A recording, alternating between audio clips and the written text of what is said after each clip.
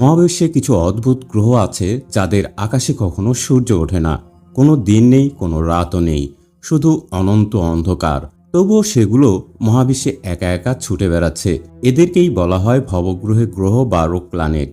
ধারণা করা হয় এসব গ্রহ একসময় কোনো নক্ষত্রকে কেন্দ্র করে ঘুরত, কিন্তু বিশাল গ্রহের মহাকর্ষীয় প্রভাব, নক্ষত্রের অস্থিরতা বা নক্ষত্রের নিজস্ব অঞ্চলের অরাজকতার কারণে তারা নিজ কক্ষপথ থেকে ছিটকে বেরিয়ে যায়।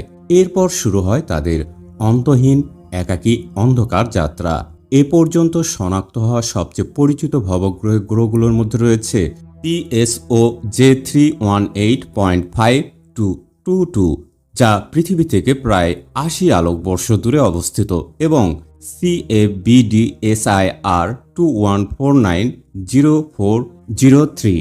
এরা ভবঘুরে বা গ্রহীয় ভরের একাকী বস্তুর গুরুত্বপূর্ণ উদাহরণ, যদিও এদের প্রকৃতি নিয়ে এখনও গবেষণা চলছে। আশ্চর্যের বিষয় হলো, নক্ষত্রের আলো না থাকলেও কিছু গ্রহের ভেতরে তেজস্ক্রিয় ক্ষয় থেকে উৎপন্ন তাপ থাকতে পারে। বিজ্ঞানীরা মনে করেন বরফের পুরো স্তরের নিচে কোথাও কোথাও তরল পানিও টিকে থাকতে পারে, তাই সেখানে আদিম ধরনের জীবনের সম্ভাবনা পুরোপুরি উড়িয়ে দেওয়াও যায় না।